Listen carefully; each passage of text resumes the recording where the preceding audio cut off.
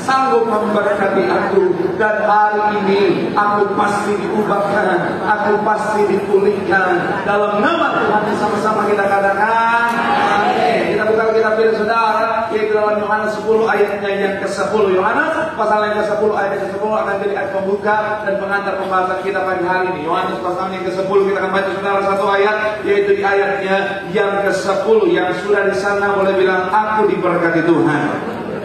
Yuk sama-sama kita baca saudara, Yohanes pasal yang ke-10 ayatnya yang ke-10. Yang sudah di sana sekali lagi sama-sama kita baca 3. Ya, pencuri datang hanya untuk mencuri dan membunuh dan membinasakan. Aku datang supaya mereka mempunyai hidup dan mempunyainya dalam segala. Sekali lagi saudara 3. Ya, pencuri datang hanya untuk mencuri dan membunuh dan membinasakan. Aku datang supaya mereka mempunyai hidup dan mempunyainya dalam.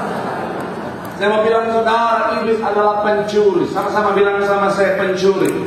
Haleluya. Bicara tentang iblis, iblis adalah pencuri. Kalau saudara perhatikan dalam kisah Alkitab di mana Ayub, akhirnya saudara ada banyak hal yang iblis curi dari kehidupan Ayub saudara. Dia curi hal-hal yang berharga dari kehidupan Ayub saudara. Tapi yang menarik, dia nggak curi istrinya saudara. Ini hal yang menarik saudara. Artinya apa, kita bisa melihat. Jadi kalau wanita, kalau istri yang punya prinsip, ada uang abang saya, ada uang abang tendang, iblis pun nggak mau sama dia.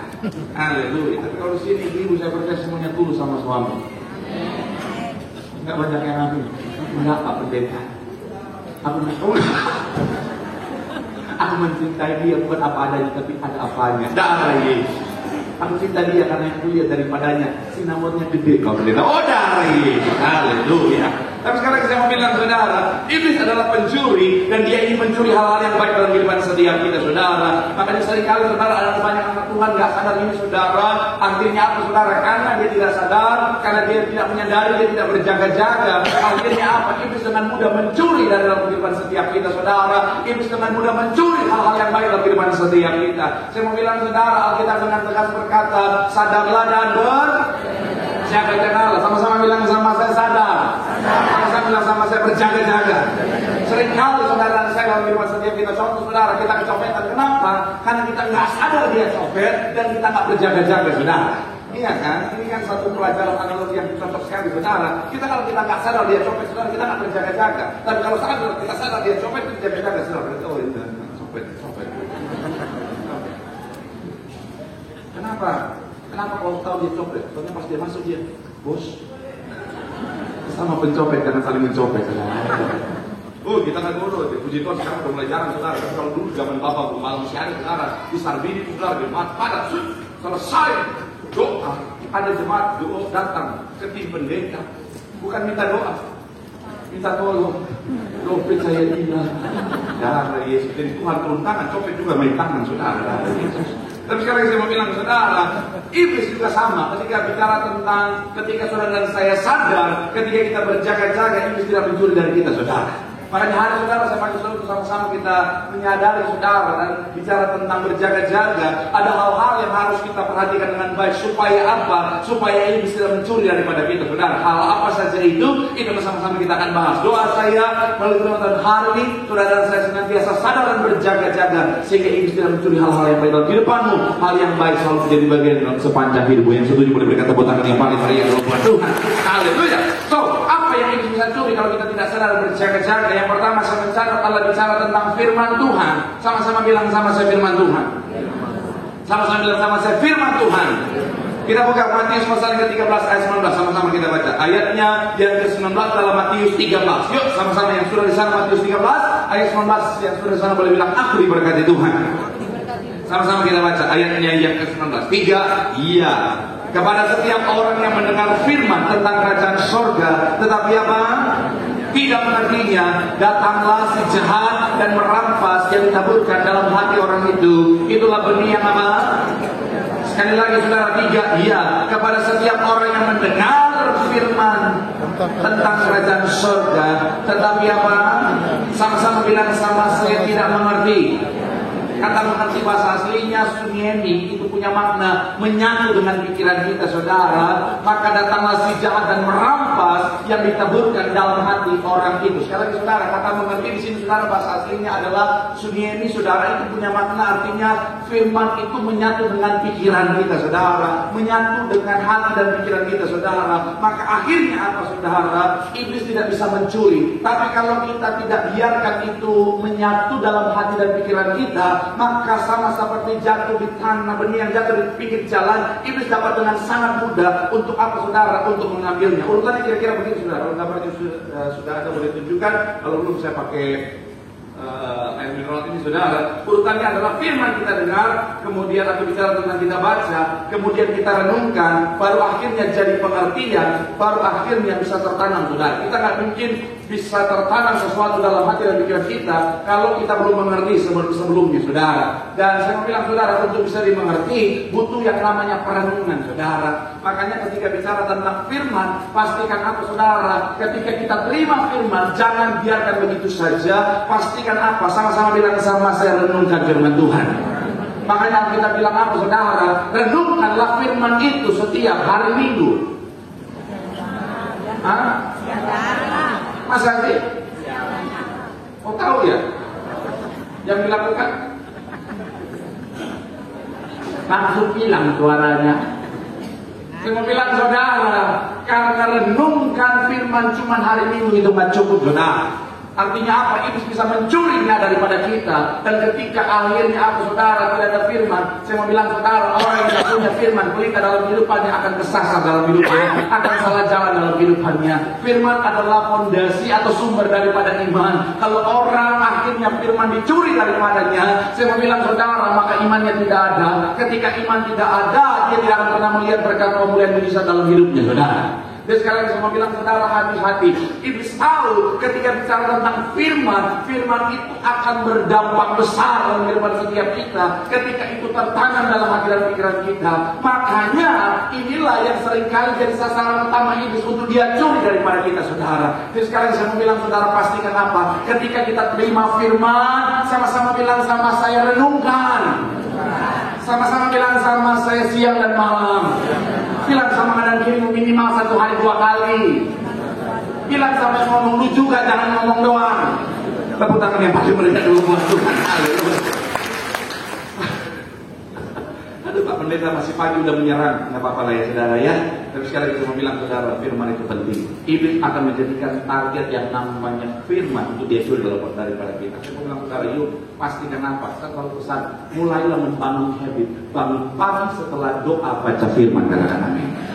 Saya sudah 1 bulan ini, saudara, saya membuat 1 channel di Instagram saya, saudara, untuk membagikan firman setiap hari. Dan puji Tuhan sudah hampir 14.000 orang yang gabung selama 1 bulan ini setiap hari. Kecuali hari Minggu, saudara, saya bagikan firman Tuhan, saudara. Kenapa? Karena firman Tuhan adalah hal yang sangat penting dalam kehidupan setiap kita.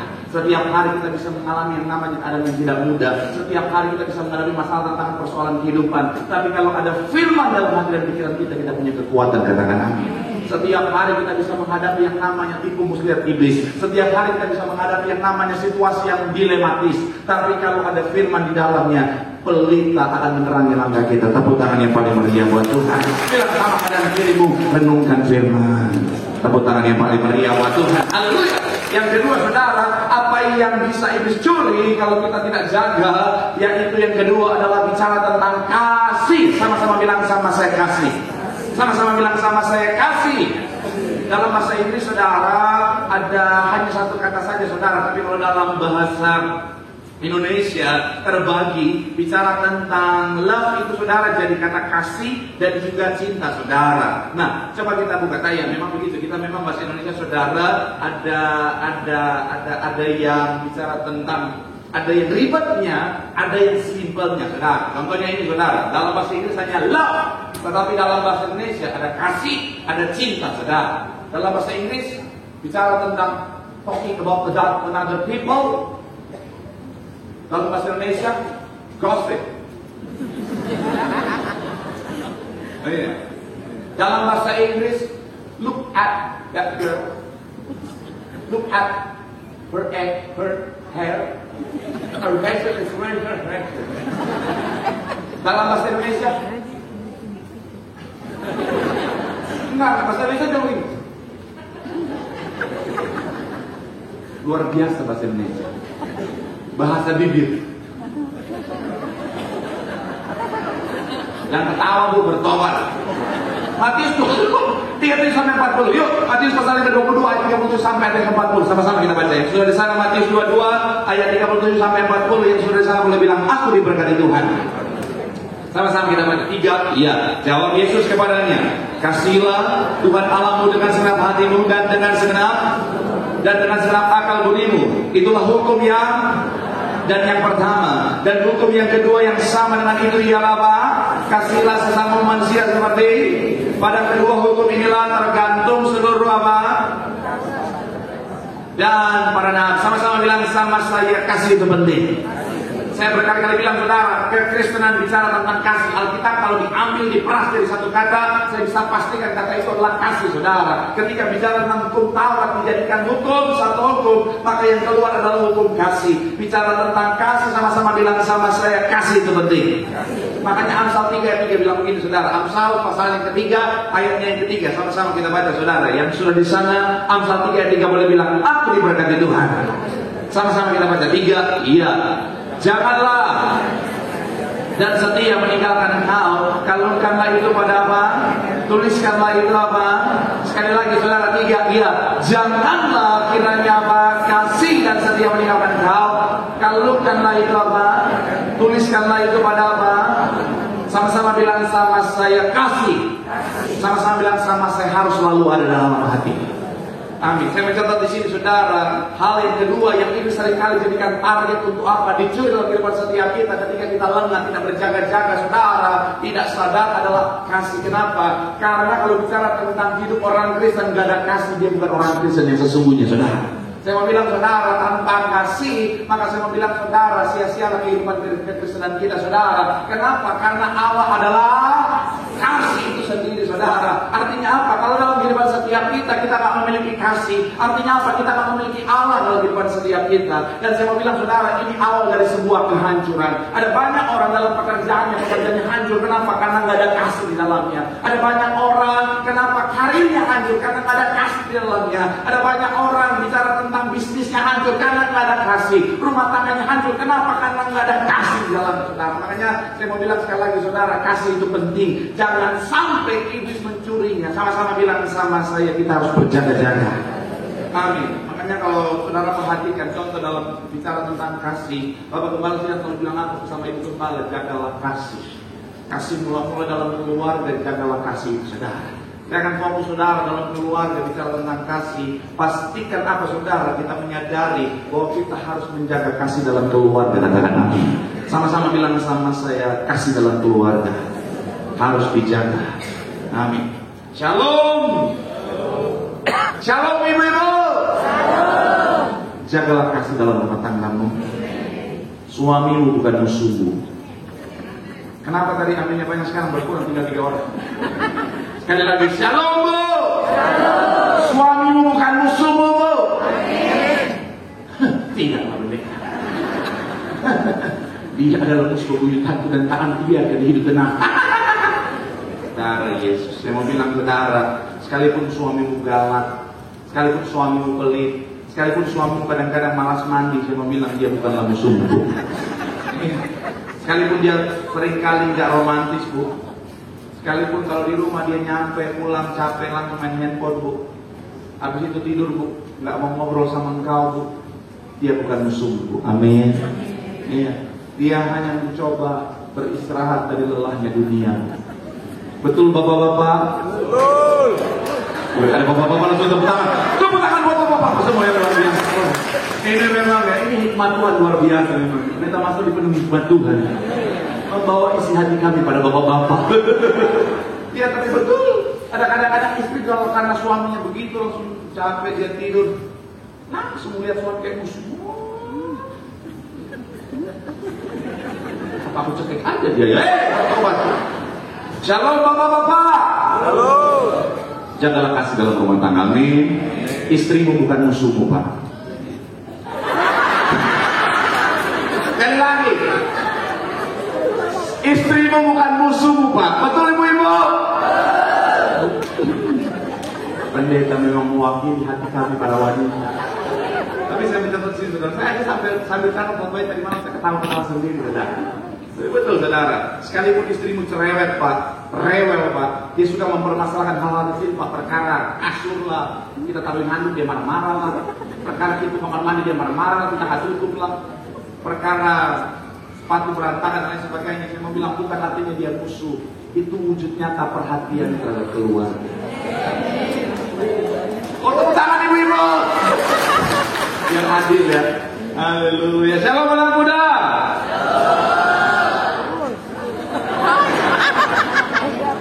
Mengegas. Saya mau bilang ya anak muda, kakakmu bukanlah musuhmu. Iya, abangmu, itokmu bukanlah musuh. Itu abang betul ya? Kakak ya. Bukanlah musuhmu. Sekalipun kadang-kadang dia marah-marah, menegurmu dengan keras, saya mau bilang itu karena dia peduli, dia sayang padamu. Iya kan? Sekalipun atau kalaupun seringkali dia terlihat sulit, percayalah, bukan karena dia nggak peduli, tapi dia sementara mengajarkanmu sebuah arti kemandirian. Buat itu kakak-kakak, abang-abang, boleh tepuk tangannya dulu semua. Shalom anak muda. Adikmu bukanlah musuhmu. Ya. Adik-adik langsung betul. Ada banyak keluarga zaman sekarang kakak adik berantemnya udah kayak Tom and Jerry. Betul, saya mau bilang ya, kadang-kadang ingat baiklah, adik kita bukan musuh kita. Sekalipun kadang-kadang dia keselin, sekalipun kadang-kadang saudara bertingkah bukan main saudara, tapi bukan berarti dia musuh kita. Dia cuma jadi apa adanya, dan kepada siapa lagi dia bisa begitu selain daripada kakaknya, karena dia tahu kakaknya bisa menerima dia apa adanya.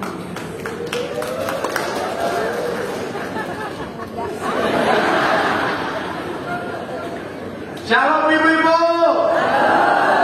Mertuamu bukanlah musuhmu.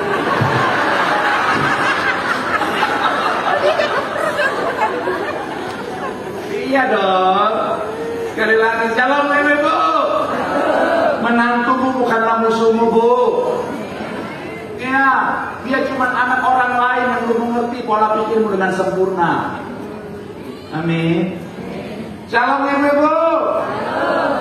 Mertuamu bukanlah musuhmu bu. Dia hanyalah seorang ibu yang merasa kau mencuri anak laki-laki kesayanganmu. Kamu juga merasakan itu kan? Tapi intinya apa saudara? Milikilah perspektif yang benar. Yang bilang saudara, perhatikanlah, lihatlah semua orang dengan kasih. Karena di dalam ada kasih, kesanalah berkat pemulihan mujizat Tuhan sediakan. Tepuk tangan yang paling meriah buat Tuhan. Bilang sama ada di kiri, jagalah kasih. Di situ ada berkat Tuhan. Tepuk tangan yang paling meriah buat Tuhan. Yang terakhir manusia bersiap-siap. Sekarang yang ketiga, apa yang kita dalam firman setiap kita jika kita tidak jaga dengan baik. Yang ketiga adalah bicara tentang pengharapan. Sama-sama bilang sama saya pengharapan. Sama-sama bilang sama saya harapan. Sama-sama kita buka Amsal pasal yang ke-23 ayat 18. Amsal pasalnya yang ke-23 ayatnya yang ke-18. Lalu terpuji nama Tuhan. Yang sudah di sana boleh bilang aku diberkati Tuhan. Yang sudah di sana, yuk sama-sama kita baca Amsal pasalnya yang ke-23 ayat 18.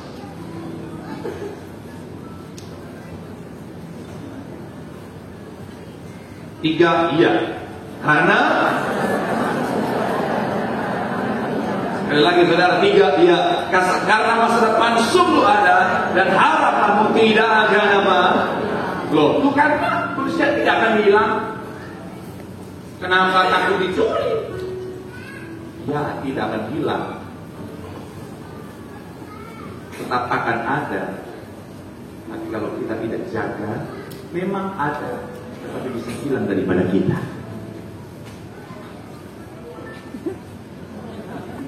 Kumaha dia ngomongnya? Supaya gampang saya panggil teman saya. Ini saya. Ini baru muncul hilang. Biasa tuh hikmatnya muncul di sesi kedua, sesi ketiga. Makanya kadang-kadang Pak Pendeta pengakuannya beda. Hanya Tuhan. Anak tim saya. Oke, tim saya boleh Dio. Ini yang paling banyak follower sekarang. Sudah siap jadi selebgram dan dia udah gak mau gaul dengan tim yang lain.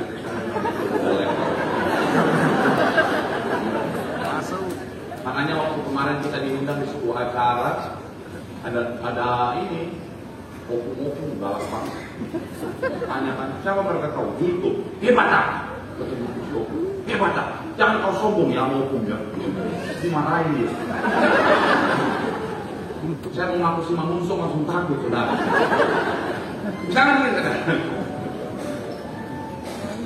Tuhan anugerahkan yang namanya harapan. Harapan, anggap ini dunia, panggung ini adalah dunia. Tuhan anugerahkan harapan. Akan selalu ada, yes. Tapi saya mau bilang saudara, kalau kita tidak jaga dengan baik, ada maling, pencuri, copet yang bisa mengambil semuanya. Silakan copet. Pertanyaan saya, harapannya masih ada di dalam dunia ini, di panggung ini nggak? Masih. Ya, masih. Tapi kita nikmati nggak? Ya. Karena nangkap maksud saya. Ya.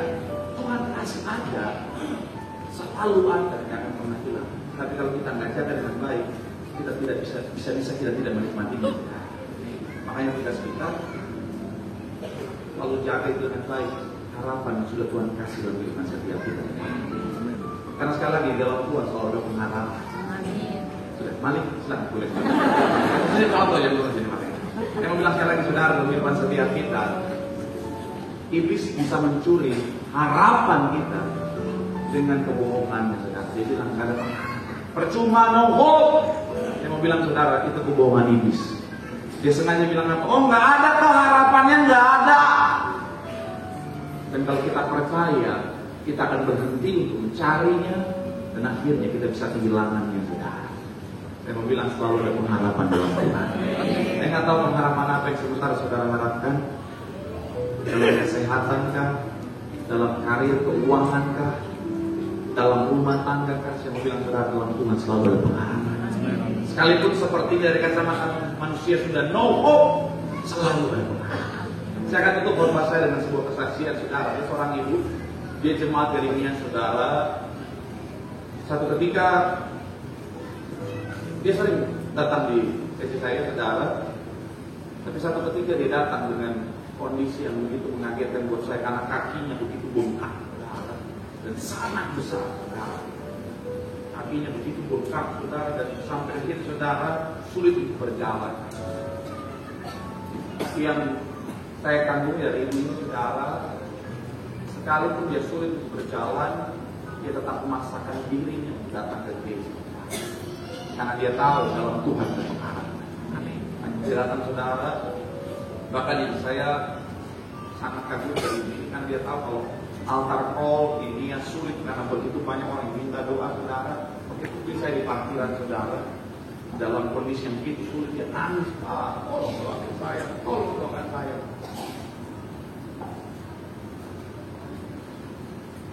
Dia tetap berharap dalam Tuhan. Akhirnya singkat cerita saudara, minggu depannya saudara kalian dia datang lagi saudara, kakinya makin bengkak lagi saudara. Tapi dia tungguin saya sampai kurang lebih ada 1 jam saudara di bawah aku saudara untuk tetap supaya bisa didoakan saudara. Karena apa? Dia tetap percaya dalam Tuhan dan kuasa. Jadi doakan saudara. 3 minggu lalu dia datang saudara dengan senyum dan mengucapkan terima kasih lihat. Saya sudah terima mujizat Tuhan. Saya sudah sembuh dengan sembuh. Tepuk tangan yang paling berharga. Saya mau bilang saudara, selalu ada pengharapan buat setiap kita yang hidup dalam Tuhan. Artinya apa? Terus percaya sama Tuhan. Apapun yang itu coba katakan, tetap percaya dalam Tuhan. Selalu ada pengharapan. Pengharapan tidak pernah hilang. Akan ada saat di mana pemulihan berkat mujizat pasti Tuhan nyatakan. Tepuk tangan siapa yang paling meriah buat Tuhan. Bilang sama kanan kirimu, di dalam Tuhan selalu ada pengharapan. Tepuk tangan yang paling meriah buat Tuhan. Yang diberkati berlambaikan tanganmu. Tepuk tangan sorak-sorai yang paling meriah buat Tuhan. Haleluya. Sekali Yesus, selamanya Yesus.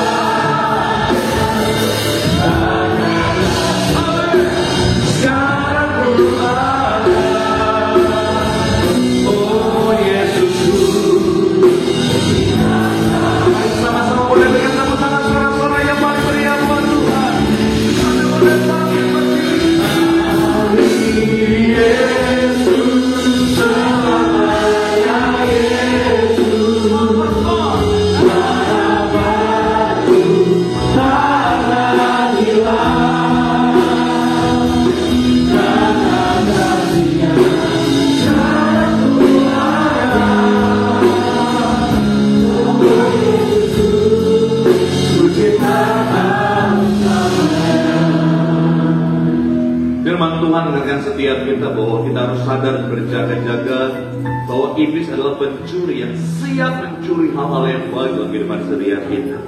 Yang harus kita jaga dengan baik, yang pertama bicara tentang firman Tuhan. Karena firman adalah pelita, firman adalah sumber dari iman. Jaga dengan baik supaya hidup luar biasa.